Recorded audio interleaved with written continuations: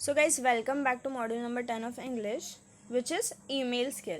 तो guys basically you learn over here कि email भेजते वक्त कैसे भेजना है, what are email etiquettes, या फिर किसी को email भेजते वक्त हमें क्या क्या यूज़ करना है और क्या क्या अवॉइड करना है. तो moving ahead guys, email a way of sending electronic message. Guys B very clear, ठीक है. जब भी आप कुछ ई सुनते हो ना, जैसे कि ईमेल, तो इट इज़ इलेक्ट्रॉनिक मेल. फिर जब आप सुनते हो कि इट कैन बी अपना ये it can be e commerce, तो it is online commerce. E business, तो it is online business. So whenever something refers to e और ई के बाद ऐसे डैश आता है, तो you have to always make it very clear in your head कि उसका मतलब होता है इलेक्ट्रॉनिक. इलेक्ट्रॉनिक इज़ आपका मोबाइल डिवाइस हो सकता है, या फिर कोई इंटरनेट से लिंक्ड हो सकता है, इंटरनेट रिलेटेड हो सकता है. And apart from this guys, it is आपके मोबाइल डिवाइस पे वो काम होता है और ना कि कोई पेपर वर्क होता है, ठीक है.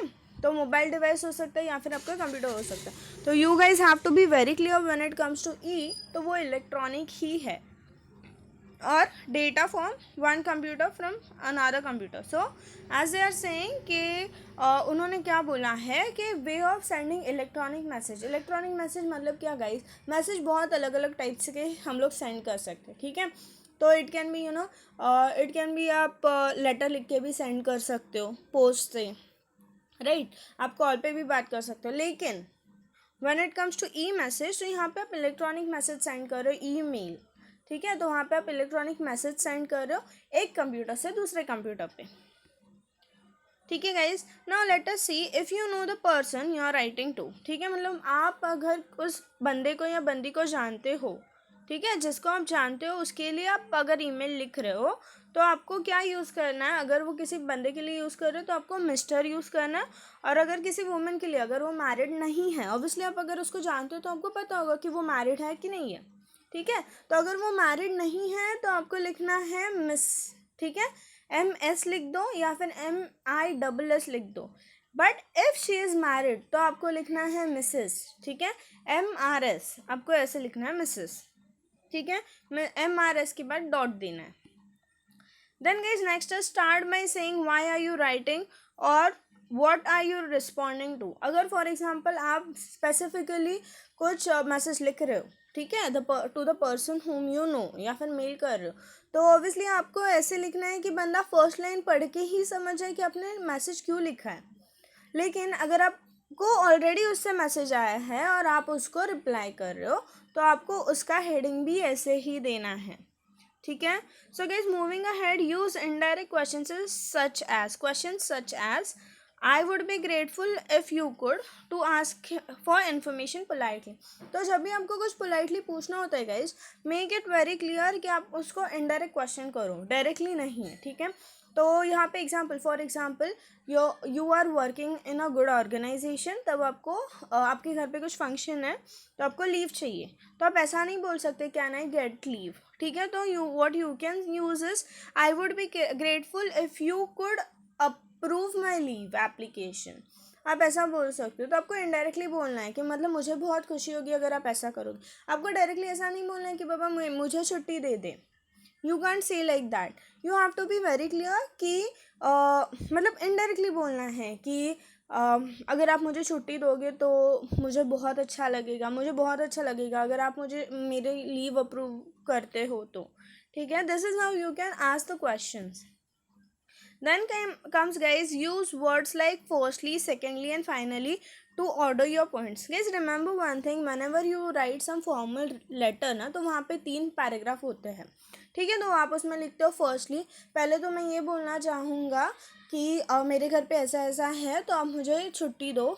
सेकेंडली आपको ये बोलना है उसके रिलेटेड आपको जो भी बोलना है कि मतलब ऐसा ऐसा है, तो फिर वो मतलब फॉर एग्जांपल आपकी बहन की शादी है, ठीक है, तो it is very important for me to attend the wedding, तो I hope you understand my condition, I hope you understand my situation. आपको ऐसे बोलना है. And finally I hope that you will approve my leave. तो मतलब basically ऐसे आपको 3 paragraph में डिवाइड करना है. So this is how it can be, your mail can be, you can type your mail.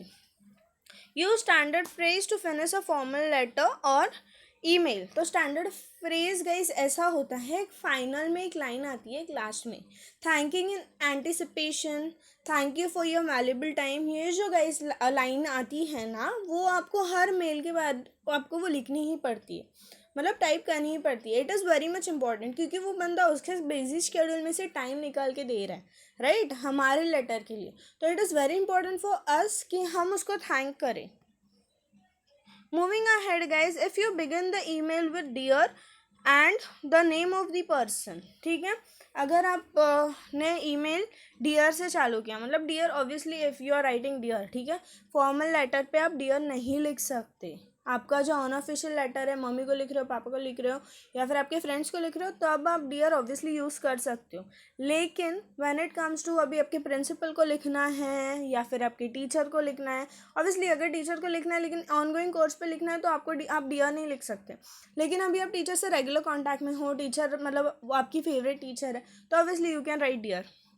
लेकिन फॉर्मली लिख रहे हो, आपके बॉस के लिए लिख रहे हो, तो आप लोग डियर नहीं लिख सकते, ठीक है। तो व्हेन इट कम्स टू आप किसी पहचान वाले को, आपके मतलब आपका he is really close to you या फिर she is really close to you, तब आप डियर यूज़ कर सकते हो। So you can write dear mom, dear dad, ठीक है। फिर जब आप डियर लिखते हो, यूज़ करते हो, तो आपको कैसे फिनिश करना है उसको, योर सिंसियरली, फिर आपका नाम लिखना है, ठीक है। लेकिन अगर आप फॉर्मल लेटर लिखते हो, जैसे कि आपके मैम को लिख दिया या फिर आपके बॉस को लिख दिया, या फिर it can be to you principal of your school, it can be principal of your college, तो आपको क्या लिखना है वहाँ पे, डियर सर और मैडम, ठीक है। You can even write a respected sir or madam. Guys, remember one thing, respected sir or madam ये अभी ज़्यादा यूज़ होता है। dear sir and madam, dear हम किसको बोलते हैं, जो हमारे बहुत करीब है, या फिर द वन जिसको हम फॉर्मल लेटर नहीं लिख रहे, द वन जिसको हम अनऑफिशियली लेटर लिखते हैं, उसके लिए वी यूज़, अनऑफिशियल लेटर के लिए वी यूज़ डियर। लेकिन जब उस बंदे को, मतलब वो रिस्पेक्टेड बंदा है, जैसे आपका बॉस हो गया, या फिर when it comes to your principal, तब आपको रिस्पेक्टेड लिखना पड़ता है। फिर बैंक में भी अगर आपको कुछ अप्लाई करना, तो भी वहाँ पे रिस्पेक्टेड मैडम लिखना पड़ता है, ठीक है। And when you right respected sir और मैडम, वो ऑफिशियल लेटर चला जाता है, तो आपको नीचे वो क्या करके फिनिश करना होता है, yours faithfully. We are done with email skills. Guys, I hope this is very clear. This was very clear, and thank you for listening.